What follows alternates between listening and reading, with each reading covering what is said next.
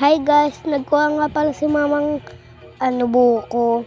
Nilalagyan po na niyang gatas. Tapos nagpalaro po si mama.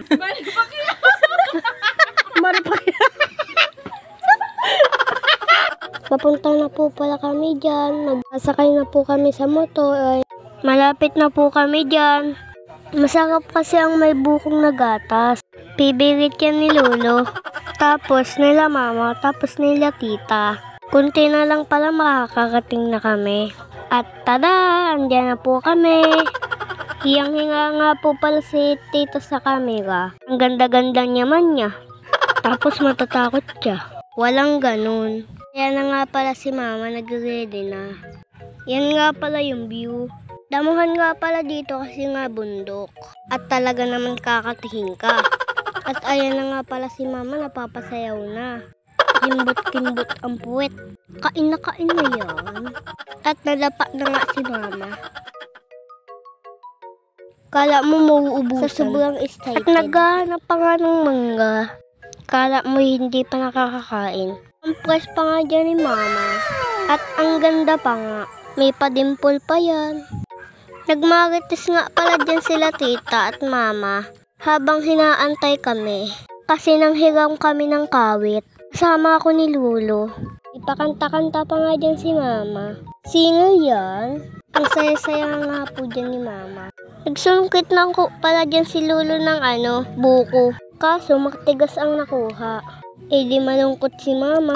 Naglipat nga pala kami dyan. Sa may maraming damo. Buti mahaba suot ni mama. Kung hindi, sayang ang legs. Ay wow, walang ganun. Nakakuha na po kami dyan ng buko. Di masaya na si mama. At kumain na nga pala dyan si mama kaagad. Tingnan nyo naman yung mukha. Sakap na sakap. Ay sana all. At nanguha na po si Lolo ng marami. Yan nga pala yung nakuha ni Lulong buko. Sobrang sakap. At puwet. Ano daw? Utal yan? Nagkayod na po pala dyan si mama. Kaso nga, malambot yung kutsaka. Alam niya man ang mama ko.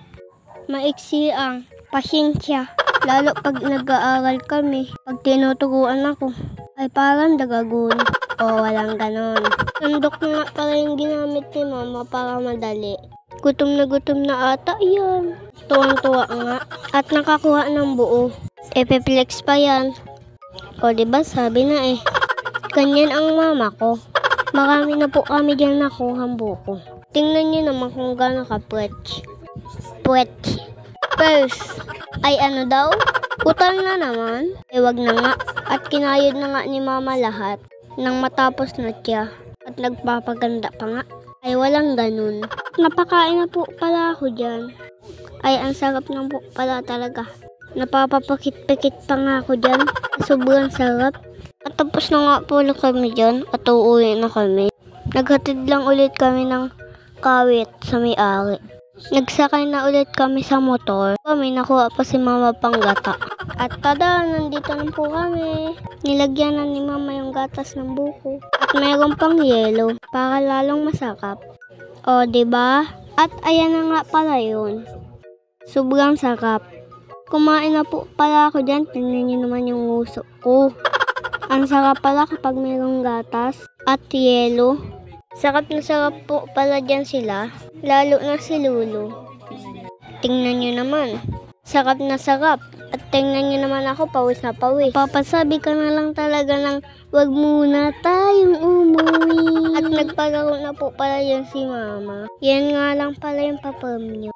Kasi mahirap pa kami. Bawi nga lang sa sunod. Pag nakaangat-angat na. Sana naging masaya kayo. Kahit simple lang yung pinalaro ni mama. O siya, hanggang dito na lang. Ako nga pala si Dylan. Salamat sa mga manonood.